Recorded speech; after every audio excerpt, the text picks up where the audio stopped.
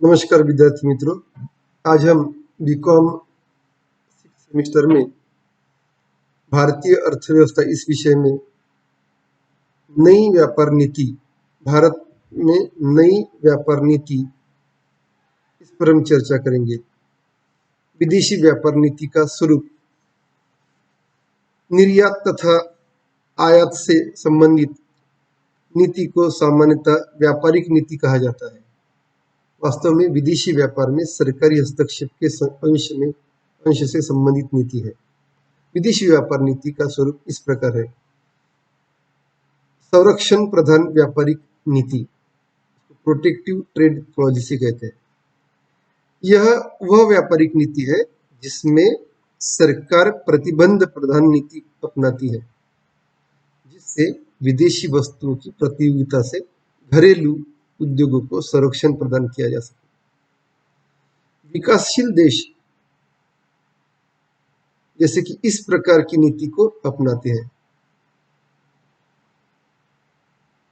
स्वतंत्र व्यापार नीति, स्वतंत्र व्यापार नीति, फ्री ट्रेड पॉलिसी। स्वतंत्र व्यापार नीति वह व्यापारिक नीति है जिसमें विभिन्न देशों से होने वाली वस्तुओं तथा सेवाओं के आयात तथा निर्यात पर किसी प्रकार का प्रतिबंध नहीं होता। विश्व व्यापार संगठन WTO पर जो आधुनिक व्यवस्था आधारित है, वह स्वयं व्यापार के सिद्धांत पर आधारित है। भारत में स्वतंत्रता प्राप्ति के बाद लगभग 4 दशक तक व्यापार नीति संरक्षण और नियमन की रही है। तटकर आयोग 1949 ने अपनी रिपोर्ट 1950 में सुझाव दिया कि प्रतिरक्षा और सैनिक महत्व के उद्योगों को संरक्षण ही दिया जाना चाहिए। इस आयोग की सिफारिशों के अनुसार 1952 में एक स्थायी तटकर आयोग गठित किया गया था। तटकर आयोग आयात निर्यात शुल्कों, राशिपातन और उद्योगों का संरक्षण प्रदान करने के विकल्पों पर सुझाव देता रहा है। अनुसार संरक्षण नीति आयात निर्यात शुल्कों, आयात अभ्यंशों और प्रतिबंधों के माध्यम से लागू की जाती रही है। आयात नीति एवं निर्यात नीति भारत की व्यापार नीति के दो पक्ष हैं। यही इनकी प्रवृत्तियों का संक्षिप्त विवरण इसमें दिया जा रहा है। भारत की आयात नीति इस प्रकार है। भारत की आयात नीति, इंपोर्ट पॉलिसी ऑफ इंडिया, इस प्रकार रही है। आयात नीति देश की व्यापार नीति का अंग माना जाता है। योजना काल में समय समय पर आयात प्रक्रियाओं को उदार बनाया गया है, परंतु व्यापक आधार पर देश की आयात नीति आयात प्रतिस्थापन और आयात प्रतिबंध की रही है। आयात नीति का मार्गदर्शी सिद्धांत विकास प्रेरित नीति को बढ़ावा देना था, ताकि देश आत्मनिर्भरता के लक्ष्य को प्राप्त कर सके। इसी नीति के मुख्य लक्षण इस प्रकार है। विदेशी मुद्रा को बचाने के लिए जहां तक हो सके कम से कम आयात करना चाहिए।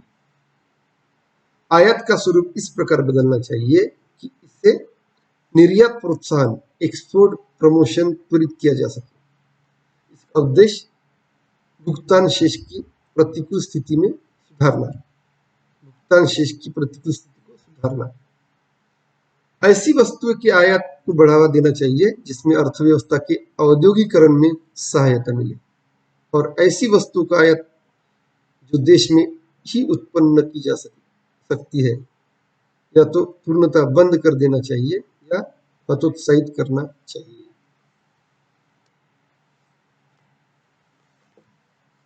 जैसे प्रारंभिक आयात नीति के जो विशेषताएं थी वो इस प्रकार दिखाई देती थी। संरक्षणात्मक आयात नीति के क्रियान्वयन हेतु प्रशुल्क और गैर प्रशुल्क माध्यम प्रयुक्त किए गए। भारत में प्रशुल्क माध्यमों के अंतर्गत आयातों पर सीमांत शुल्क लगाए गए। आधारित सीमा शुल्क मूल्य अनुसार 0 से 300% तक रहे थे। भारत में विभिन्न आयातों पर लगाए गए सीमा शुल्क का सामान्यीकरण कठिन है, परंतु यह स्पष्ट रूप से कहा जा सकता है कि भारत में सीमा शुल्क की दरें अत्यंत ऊंची रही थी। कई अन्य विकासशील अर्थव्यवस्थाओं में पूंजी वस्तुओं, उपभोक्ता वस्तुओं एवं माध्यमिक वस्तुओं पर सीमा शुल्क की दरें भारत में अत्यंत नीची रही थी। संरक्षण के गैर प्रशुल्क माध्यमों में आयात लाइसेंस व्यवस्था, वास्तविक प्रयोगकर्ता नीति और विशिष्ट अभिकरणों के माध्यम से आयात प्रमुख रहे थे। आयात लाइसेंस व्यवस्था में आयातों को उपभोक्ता वस्तु, पूंजीगत और माध्यमिक वस्तु नामक वर्गों में विभक्त किया। पूंजीगत वस्तुओं को प्रतिबंधित श्रेणी और खुली सामान्य लाइसेंस प्रणाली में रखा गया है। भारत में कई वस्तुएं कुछ विशेष अभिकरणों के माध्यम से मंगाई जाती है। इन अभिकरणों में Indian Oil Corporation, Mineral and Metals Trading Corporation, Food Corporation of India, Cotton Corporation of India और मेटल स्क्रैप ट्रेडिंग कॉरपोरेशन मुख्य है। इन सभी अभिकरण सार्वजनिक क्षेत्र के हैं। भारत की निर्यात नीति। भारत की निर्यात नीति स्वतंत्रता प्राप्ति के बाद यह आवश्यक था कि किसी अनौपचारिक, किसी अनौपविषयक स्वतंत्रता प्राप्ति के बाद यह आवश्यक था कि किसी औपनिवेशिक शासनकाल में कमजोर की गई भारतीय अर्थव्यवस्था के पुनर्निर्माण हेतु विकासोन्मुख नीतियां बनाई जाए। इस परिप्रेक्ष्य में समग्र नीति निर्यातों को प्रोत्साहित करने की रही है। भारत सरकार की निर्यात नीति को कई चरणों में बांटा जा सकता है। 1952 से 1956 तक की अवधि में निर्यात की ओर ध्यान नहीं दिया गया, जिसके परिणाम स्वरूप परंपरागत निर्यातों में कमी आती गई और गैर परंपरागत निर्यातों में कोई वृद्धि नहीं हुई। निर्यात नियंत्रण, घरेलू मांग में वृद्धि तथा निर्यातों पर ऊंची दर पर शुल्क इस अवधि में निम्न स्तर के निर्यात के महत्वपूर्ण कारण है। 1966 में रुपये के अवमूल्यन के बाद यह धारणा बनी है कि निर्यातों में स्वस्थ वृद्धि होगी तथा कुछ निर्यात रियायतें, एक्सपोर्ट सब्सिडीज दी जा रही थी, उन्हें भी कम कर दिया गया, किंतु इससे निर्यात में वृद्धि पर प्रतिकूल प्रभाव पड़ा और निर्यात रियायतों को शीघ्र ही पुनः लागू करना पड़ा। यह स्थिति 1973 तक चली। 1973 में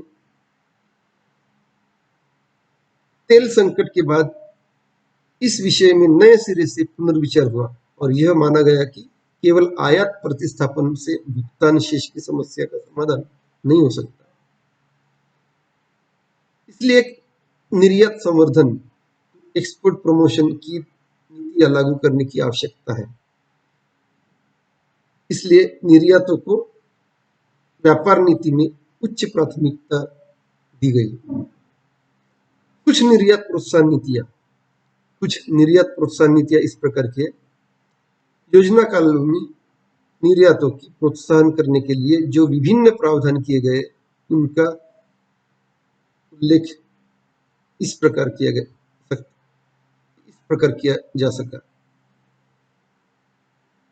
निर्यातकों को प्रोत्साहित करने के लिए प्रशुल्क वापसी योजना आरंभ की गई। इसके अनुसार निर्यातकों को घरेलू क्षेत्र से खरीदे गए कच्चे पदार्थों पर सीमा शुल्क के अतिरिक्त जो अन्य भुगतान किए गए उत्पादन शुल्क, बिक्री कर, अन्य अप्रत्यक्ष करों को वापसी कर दी जाती है। आगतों के क्रय हेतु प्रदान की जाने वाली इस सहायता नीति को कैश कंपेंसेटरी सपोर्ट नामक योजना से सुदृढ़ किया गया है। निर्यात प्रोत्साहन और निर्यात क्षमता बढ़ाने के लिए स्वतंत्र व्यापार क्षेत्रों और निर्यातोन्मुख इकाइयों की स्थापना की गई। स्वतंत्र व्यापार क्षेत्रों निर्यात प्रक्रिया जोन भी कहा जाता है।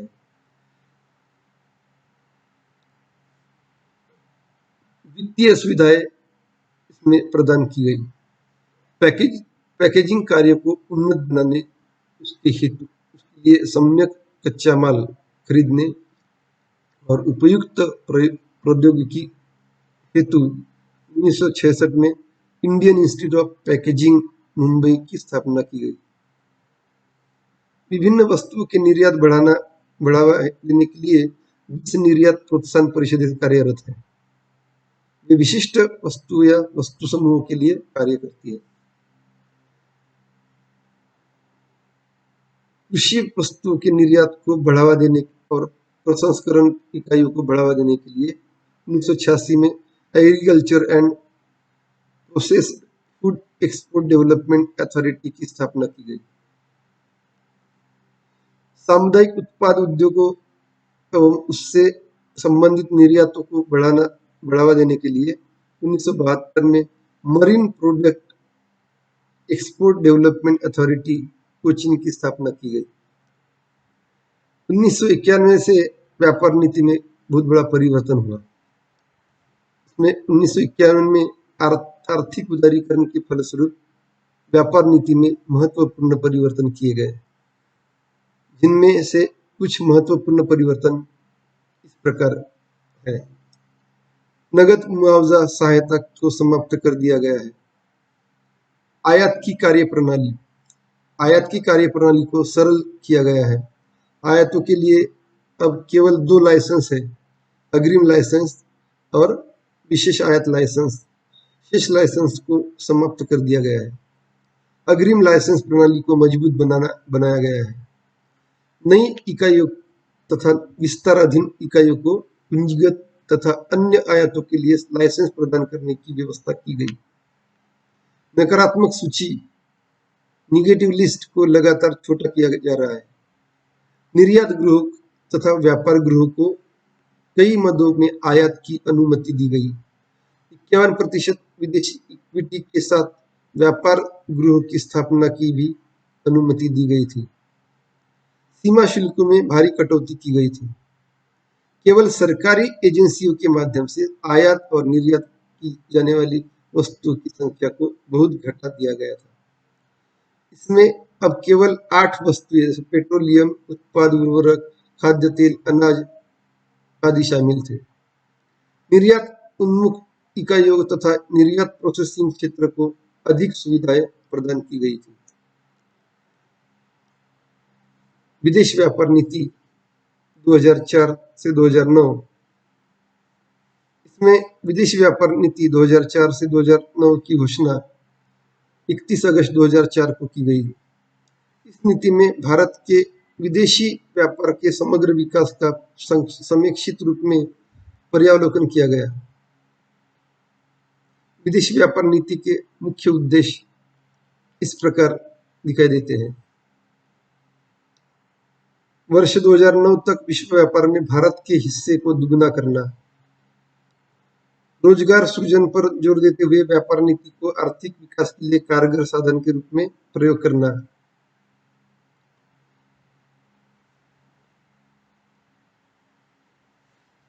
Thank you.